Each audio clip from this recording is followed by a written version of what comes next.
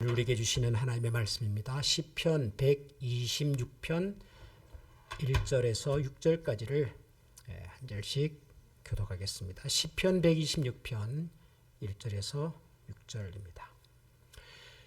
여호와께서 시온의 포로를 돌려보내실 때에 우리는 꿈꾸는 것 같았도다. 그때에 우리 입에는 웃음이 가득하고 우리 혀에는 찬양이 찼었도다. 그때에 문 나라 가운데에서 말하기를 여호와께서 그들을 위하여 큰 일을 행하셨다 하였도다. 여호와께서 우리를 위하여 큰 일을 행하셨으니 우리는 기쁘도다. 여호와여 우리의 포로를 남방 시내들 같이 돌려보내소서.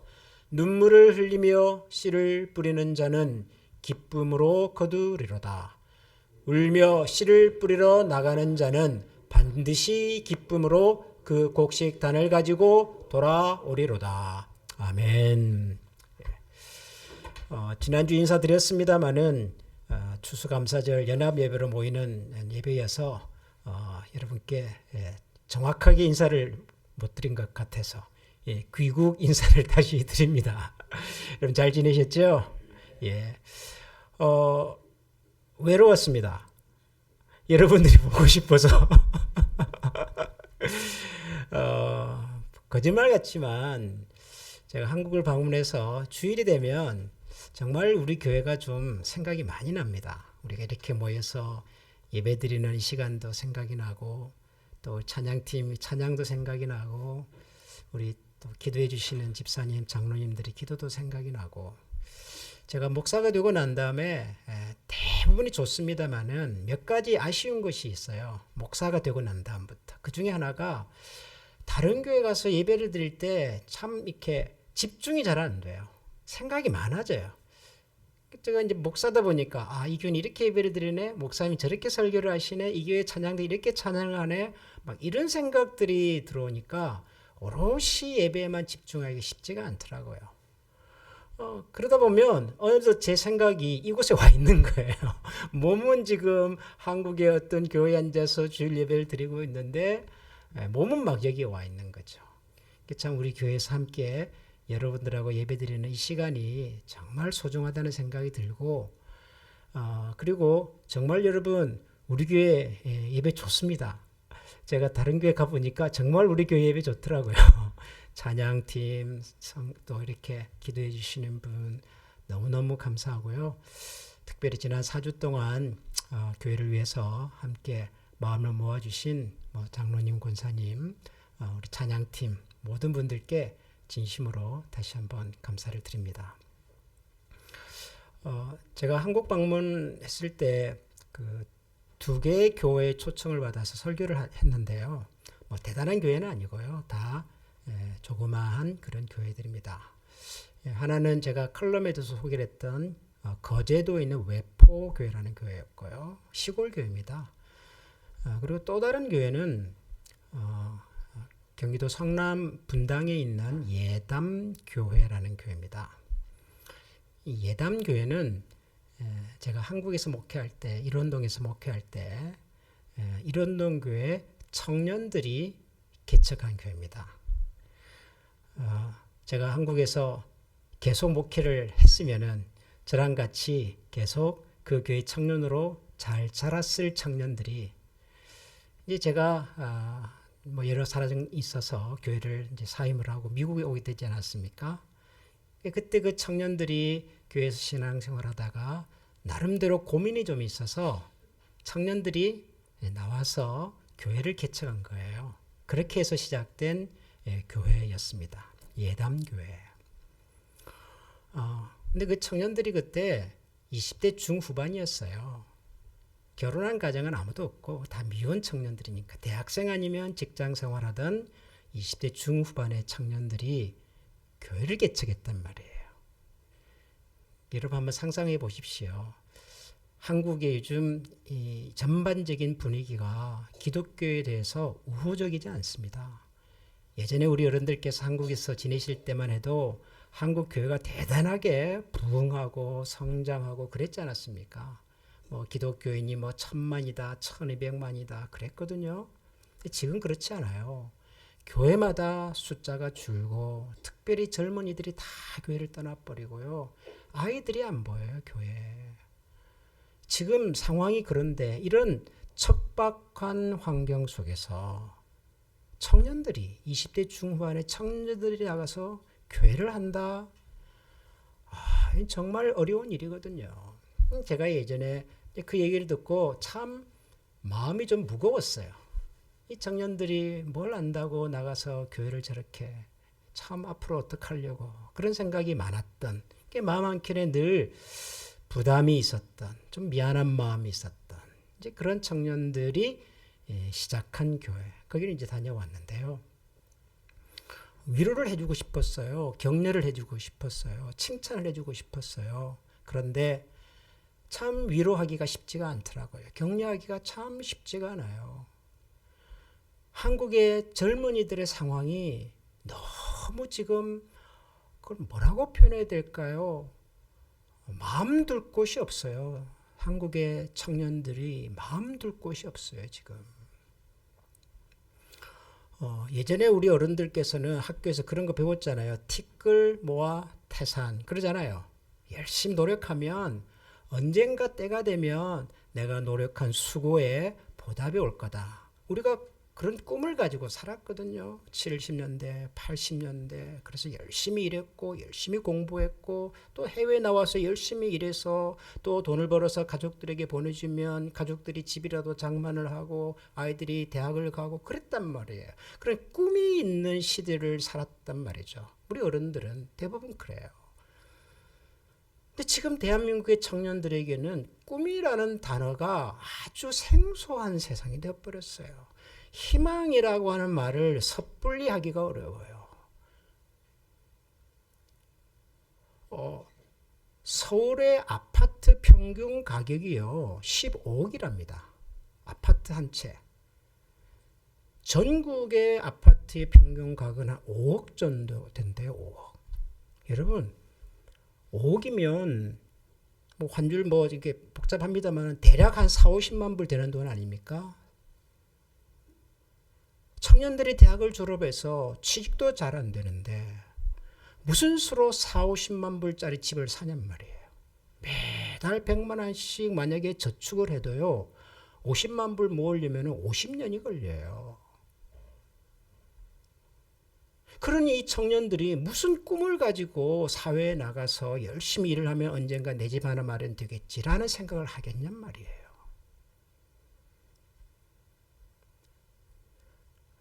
제가 있는 동안에 그 수능 시험이 있었어요. 수능 아시죠? 대학교 가기 위해서 고등학교 학생들이 치르는 수능 시험. 수능 시험을 치르는 수험생들이 한결같이 가고 싶은 대학과가 하나 있죠. 대한민국에서. 여러분 아세요? 대한민국의 모든 청년들이 가고 싶은 과가 있어요. 그게 어디죠? 그게 의대예요. 의대. 옛날에도 의대를 갖고 싶은 학생들은 많았어요. 옛날에도. 그런데 지금은 이게 그냥 의대를 가고 싶어 하네가 아니라 온 세상이 온 사회가 자녀를 가지고 있는 모든 부모들의 꿈은 한결같이 우리 자녀를 의대 보내는 거예요. 의대. 왜 의대를 그렇게 보내려고 할까? 왜 그렇게? 물론 의사가 되면 좋죠. 경제적으로도 사회적으로도 보장이 되고 시선도 좋고 그렇겠죠. 근데 이게 설명할 수 없을 정도로 심각한 폐해가 있어요. 사회적으로. 왜 그럴까? 그래서 그 현재 의사분 한 분을 만나서 무슨 얘기 끝에 물어봤어요. 도대체 지금 왜 이렇게 한국의 젊은이들이 특히 부모님들이 아이를 의대 보내려고 저렇게 혈안이 되어 있습니까? 그랬더니 그분 대답이 아주 심플했어요. 의사는 정년이 없어서 그렇습니다. 그러더라고요. 의사는 정년이 없어서. 근데 그 말 속에 여러 가지가 포함되어 있었어요. 무슨 말이냐 그러면은요. 청년들이 대학을 졸업해서 직장 생활을 하잖아요. 그 직장이 내 인생을 책임져 주지 못한다는 생각이 팽배한 거예요. 어느 직장을 가도 언제 잘릴지를 몰라요.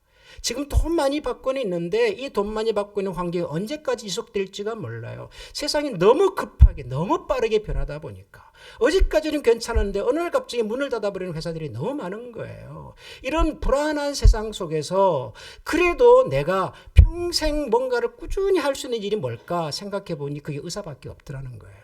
정년도 없지요. 어느 정도 소득도 보장이 되지요. 할 수만 있으면. 전부 다 거기를 가겠다는 거예요. 전부 다. 가면야 좋죠. 다 가면면 좋죠. 근데 1년에 의대 갈 수 있는 학생이 몇 명일까요? 여러분 대한민국에서? 약 4,600명 정도 됩니다. 의대 입학 정원이 지금. 1년에 대학 가고 싶은 학생들은 몇 명이나 될까요? 46만 명쯤 됩니다. 그럼 46만 명 중에서 4,600명 빼고 나머지는 다 의대 못 가는 인생인 거예요. 의대를 못 가면 자기 인생이 무너졌다고 생각하는 거예요. 이 청년들이.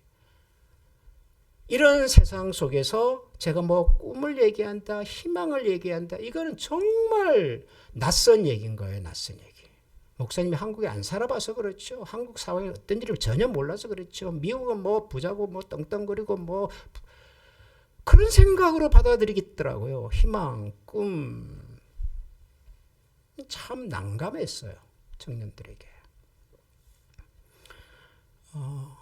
그런데 이게 비단 한국의 청년들만이겠습니까? 우리가 살고 있는 이 미국은 뭐 꿈이 있고 희망이 있고 여러분 그렇습니까? 여기도 만만치가 않아요. 여기도 만만치가 않아요. 미국 사회가 여러 가지로 참 불안하잖아요, 여러분. 정치적으로도 불안하지요. 경제적으로도 지금 불안하지요. 사회적으로도 곳곳에 뭔지 모르게 좀 균열이 가는 것 같고 여러분 그런 거 못 느끼세요? 1년 중에서 우리가 가장 행복해야 될 이 추수감사절 시즌에 어디선가에는 총격 사건이 일어나고 또 그래서 그것을 가지고 또 이 나라의 대통령은 앞으로 이 나라엔 전부 외국에서 온 사람 일체 못 들어오게 하겠다. 들어있는 사람들을 수백만 명을 다 쫓아내겠다. 뭐 이러고 있잖아요. 뭔가 좀 포근해야 될 이 시기가 너무 냉랭하고 너무 차갑고 너무 불안정하고 그러면 우리의 미래는 밝을까? 그런 생각 여러분 해보시면 무슨 생각이 드십니까? 희망적이세요? 우리도 만만치가 않아요. 우리가 살고 있는 미국 사회도 만만치가 않아요. 그런데 제가 오늘 여러분들과 함께 읽은 이 시편에 보니 오래전에 이 시를 기록했던 분이 이런 얘기를 여기다가 써놨어요. 1절, 2절, 3절을 보면 여호와께서 시온의 포로를 돌려보내실 때에 우리는 꿈꾸는 것 같았도다. 그때 우리 입에는 웃음이 가득하고 우리 혀에는 찬양이 찼었도다. 그때 문나라가 가운데서 말하기를 여호와께서 그들을 위하여 큰 일을 행하셨다 하였도다. 여호와께서 우리를 위하여 큰 일을 행하셨으니 우리는 기쁘도다. 그랬어요. 여호와께서 시온의 포로를 돌려보내실 때에 우리는 꿈꾸는 것 같았다. 꿈이라는 말을 썼어요. 꿈꾸는 것 같았다. 뭐가? 무슨 일이 일어났길래? 여호와께서 시온의 포로를 돌려보내실 때에 그랬잖아요. 이 시를 기록하신 분이. 뭘 얘기하는 것 같습니까? 여호와께서 우리를 시온의 포로에서 돌려보내실 때에 뭔 것 같으세요? 이스라엘 역사 속에서 오래전 그들이 나라를 잃고 북쪽에 있는 이스라엘이 먼저 망하고 남쪽에 있는 이스라엘도 또 망하고 그래서 많은 이스라엘 백성들이 바벨론으로 아수르로 페르시아로 주변의 여러 강대국들로 포로로 잡혀가서 뿔뿔이 흩어져 살다가 그러다가 그 흩어져 살던 이스라엘 민족들이 고국으로 돌아가는 일이 있었잖아요. 그렇죠? 그걸 우리가 뭐라고 부르죠? 이스라엘 백성들의 포로 귀환이라고 불러요. 포로 귀환. 역사적으로 보면 주전 722년에 북쪽 이스라엘이 망합니다. 그리고 한 150년쯤 있다가 남쪽 유다도 주전 586년에 또 망해요. 그러니까 586년을 끝으로 이스라엘이라는 나라가 역사 속에서 사라져버린 거예요. 마치 우리가 1905년 그리고 1910년 일본에 의해서 강제 합병이 되어서 조선이라는 나라가, 대한제국이라는 나라가 역사 속에서 사라져버렸잖아요. 36년 동안. 마치 그런 일이 벌어졌던 거죠. 나라를 잃고 백성들은 뿔뿔이 흩어져 버렸어요. 왕족들, 귀족들, 똑똑한 사람들, 그래도 이 민족의 미래를 조금 새롭게 건설할 만한 사람들은 그대로 잡아다가 포로로 잡아가 버렸어요. 그게 포로입니다. 이스라엘의 포로입니다. 그렇게 50년을 살았는데요. 50년쯤 지났을 때 갑자기 엄청난 일이 일어났어요. 그들이 포로로 잡혀가 있던 그 나라에 새로운 임금님이 딱 등장을 해서는 뭐라고 말했냐 그러면은 우리나라에 잡혀와 있는 모든 포로들은 자기 고향으로 고국으로 다 돌아가도 좋다. 그런 거예요.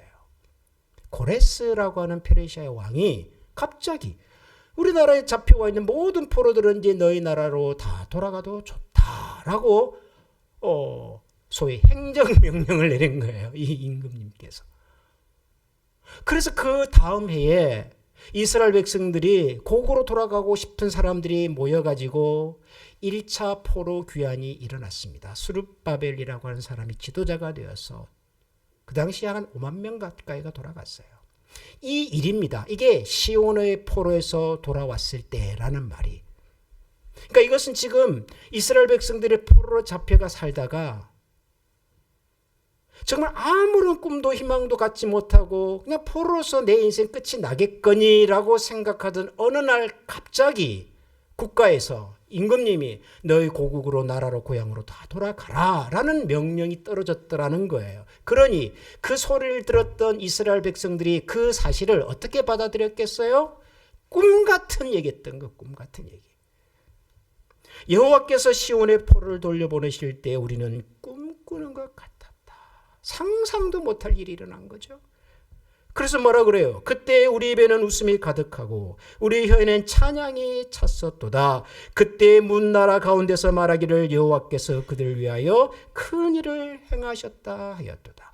여호와께서 그들을 위하여 큰 일을 행하셨다 하였도다 그랬어요. 이 얘기를 누가 했다고요? 여호와께서 그들을 위하여 큰 일을 행하셨다. 이 얘기를 누가 했다고요? 이스라엘 백성들이 한 얘기입니까? 아니에요. 뭐라고 말해요? 그때에 뭇 나라 가운데서 말하기를 이스라엘 백성이 아닌 사람들, 이스라엘 주변에 있는 나라 사람들, 이스라엘 사람들의 관점에서 보면 하나님을 안 믿는 사람들, 하나님 모르는 사람들이 뭐라고 말하냐 그러면 저 이스라엘 백성들 봐봐.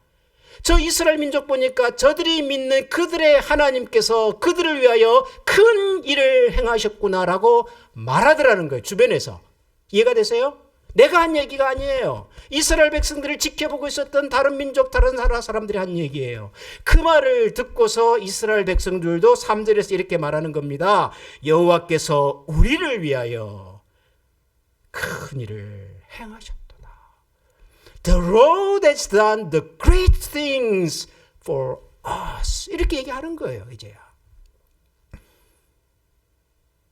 이게 왜 위대한 일입니까? 왜 크고 놀라운 일입니까? 그들은 상상도 못 해본 일이었어요. 꿈도 꾸지 못했던 일이었어요. 아니 50년이 지났는데 포로로 잡혀와서 왕들은 이제 뭐 명맥도 다 잊어버리고 뭐 귀족들도 다 흩어져 버리고 똘똘한 사람들은 지금 다 감옥에 갇혀 있고 이런 마당에 우리가 무슨 수로 무너진 나라를 다시 세우고 고국으로 돌아가란 말이에요. 이거는 적어도 그 당시 포로로 잡혀가 있던 사람들의 머릿속에는 없는 생각인 겁니다. 사라져버린 생각입니다. 꿈도 못 꿀 생각이에요. 그런데 그 일이 났단 말이에요. 그 일을 그들은 크고 놀라운 일이다. 그렇게 말했어요. 왜요? 하나님께서 행하셨으니까요. 하나님께서 행하셨으니까. 여러분,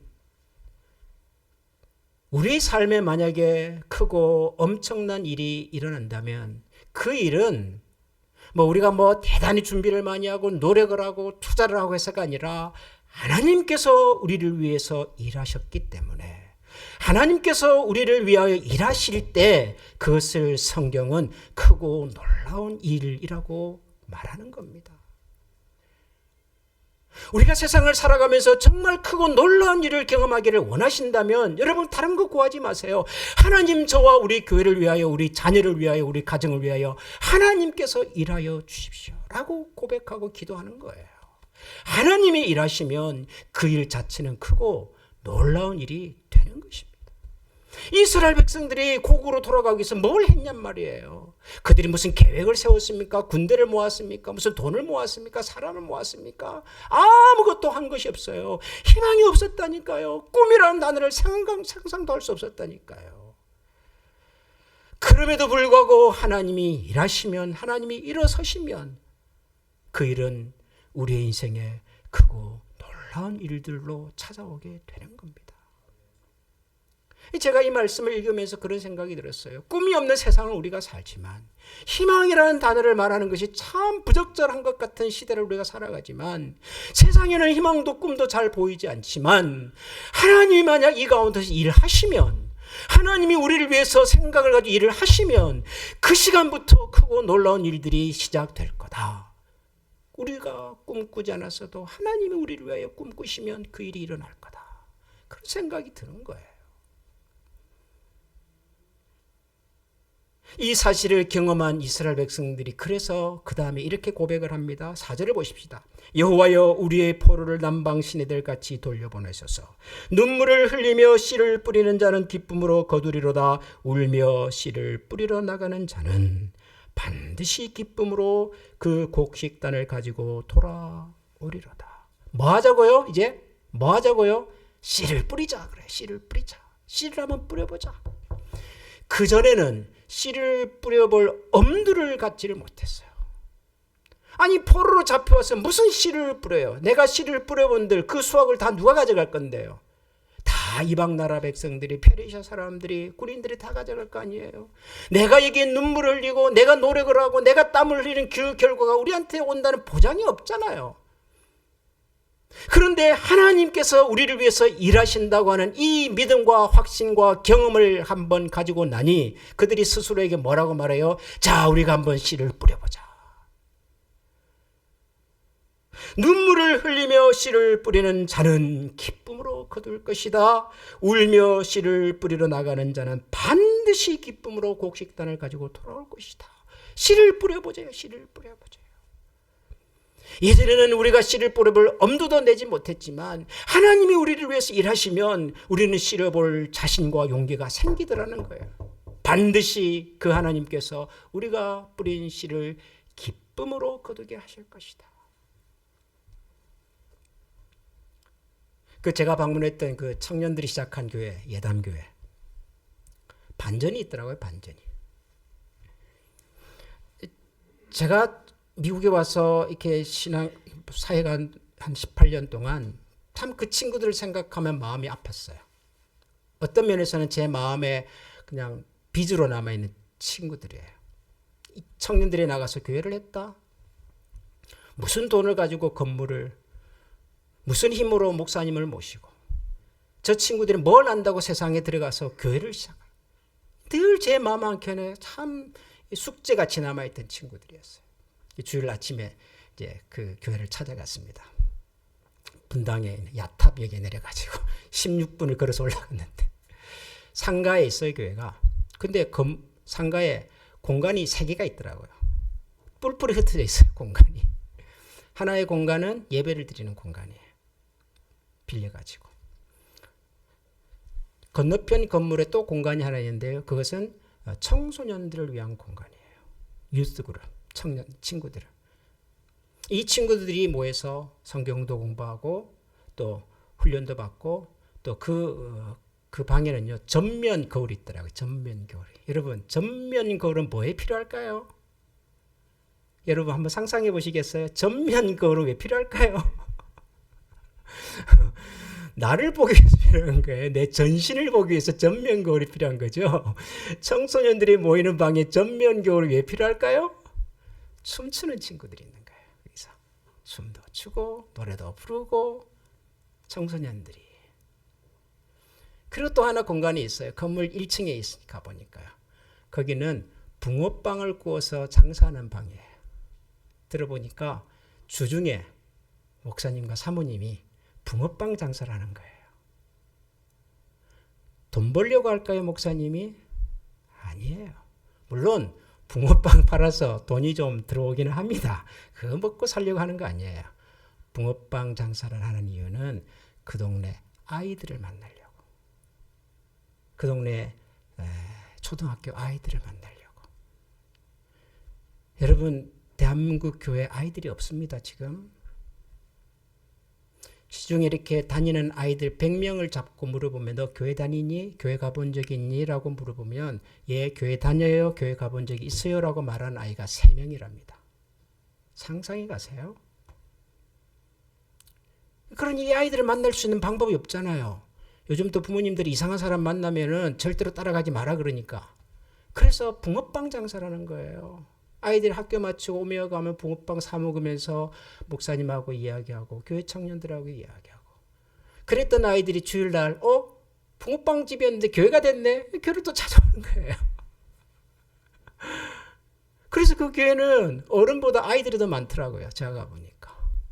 초등학생들, 중고등학생들이 더 많아요. 여러분, 교회인데 온전한 교회당 건물이 없어요. 공간 3개를 빌려가지고 뿔뿔이 흩어져 있어요.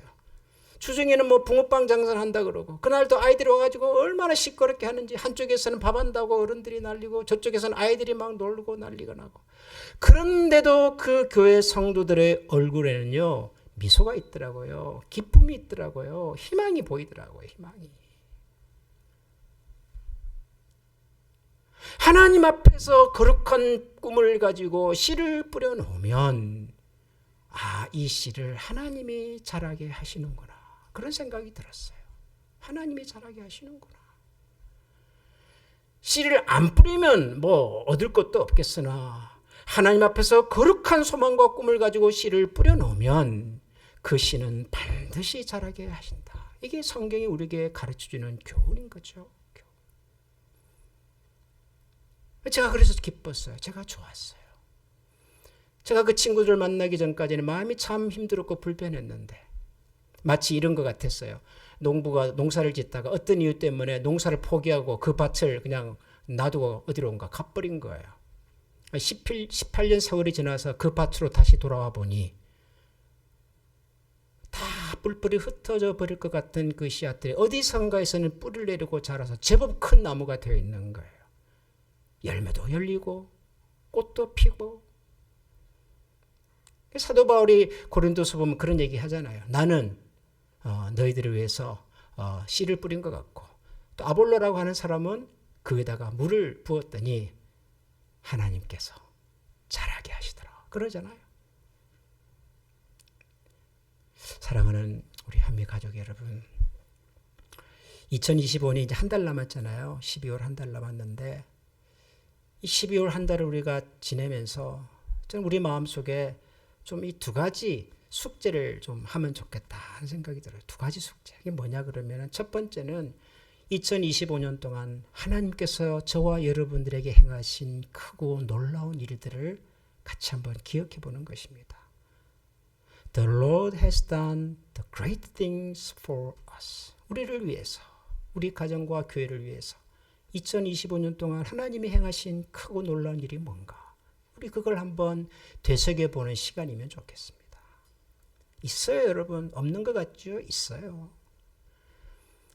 우리 자녀들이 이제 커서 부모 곁을 떠나서 타지로 학교로 가기도 하고 또 열심히 일하시던 우리 어른들 분 중에서는 또 하던 일을 그만두고 이제는 일선에서 물러나기도 하고 우리 어른들은 해가 갈수록 우리 몸은 참 약해지는 것 같아서 마음이 힘들기도 하고 여러 일들이 지난 2025년 동안 우리 가운데 있었는데 곰곰이 생각을 해보면 순간순간마다 하나님께서 우리를 위해 사신 크고 놀라운 일들이 저는 있는 것 같아요. 있는 것 같아요. 우리가 2025년을 시작하면서 작년에 재직회하고 공동회 할 때 내년에 우리가 크게 교회가 공사를 해야 합니다. 교회 지붕도 지금 좀 공사를 해야 하고 주차장도 지금 새로 포장을 해야 하고 하는데 이게 돈이 만만치가 않아서 참 여러분들의 기도와 참여가 좀 필요합니다. 여러분 기억나시죠? 1년 전에 우리가 그런 얘기를 했잖아요. 이게 둘 다 쉽지가 않은 일이에요. 둘 다 돈이 많이 들어가는 일이고 아무리 생각을 해봐도요. 이 두 가지 공사를 해낼 수 있는 방법이 없더라고요. 우리 힘으로는. 여러분들이 열심히 기도해 주셨어요. 열심히 참여해 주셨어요. 헌금해 주셨어요. 근데 지금 보세요. 여러분 주차장 공사돼 있죠. 지붕도 완벽하지는 않지만 어느 정도 수리가 되어 있어요. 우리는 힘들다고 생각하고 이게 어떻게 가능할까라고 생각을 했었어도 하나님은 일하신다니까요. 우리를 통해서. 그러니 2025년 동안 하나님께서 저와 여러분들에게 무엇을 했는지를 한번 기억해보고 그런 다음 하나님 앞에서 다시 한번 우리의 인생의 꿈을 한번 꿔보면 좋겠어요. 여러분의 삶을, 여러분의 자녀를, 우리 교회의 미래를 하나님 앞에 올려드리면서 새로운 꿈을 한번 꿔보면 좋겠어요. 어려울 것 같지만 별로 기대할 것이 없는 것 같지만 그래도 씨를 뿌리면 기쁨으로 거두게 하신다고 그러시니 그러잖아요. 성경이. 구하라 그러면 주실 것이요 찾으라 그러면 찾을 것이요 두드리라 그러면 열릴 것이니 구하는 이가 찾는 이가 하나님께서 열게 해주신다고 하니 여러분 우리 한번 다시 꿈을 꿔봅시다. 우리 어른들께서도 내가 이 나이에 무슨 여러분 절대로 그렇게 생각하지 마십시오. 갈렙이 하나님 앞에 새로운 사명을 가지고 등장했을 때가 84 아닙니까 여러분. 하나님께서 아브라함에게 처음으로 만나주셨을 때에 그때의 나이가 90세 아니었냔 말이에요.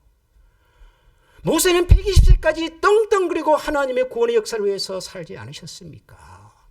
절대로 우리의 신체적인 나이나 환경을 탓하지 마시고 불안해하지 마시고 다시 한번 꿈을 꿔봅시다.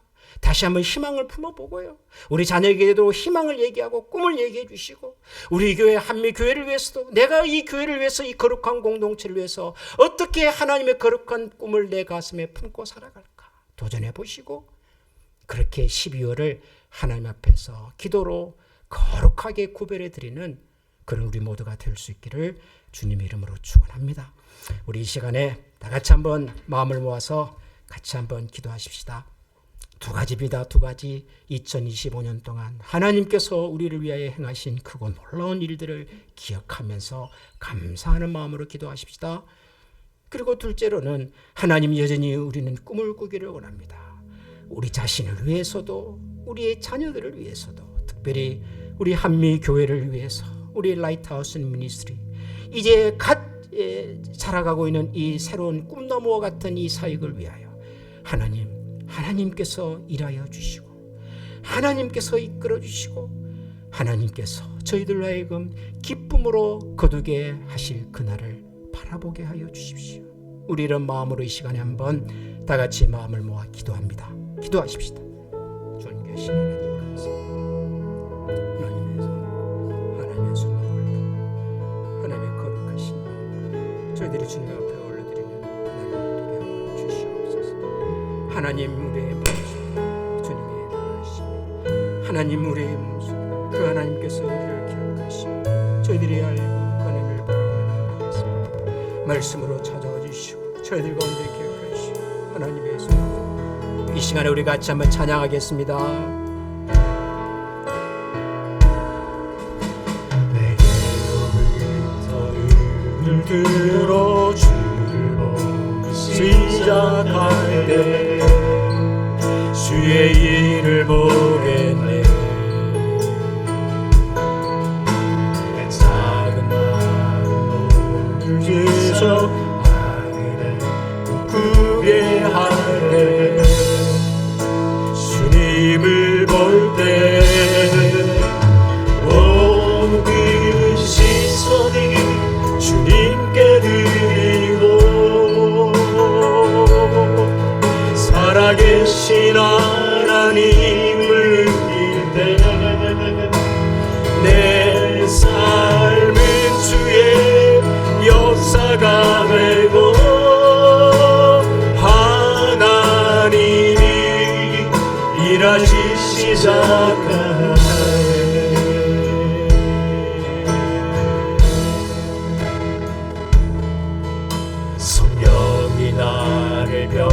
변화시켜 모든 그 사라질 때 주의 일을 보겠네. 내 한가운데서 주님을 경외하네. 주님을 볼 때 모든 시선을 주님께 드리고 선능하신 하나님을 느낄 때 세상은 주의 나라가 되고 하나님이 일하시 시작하네.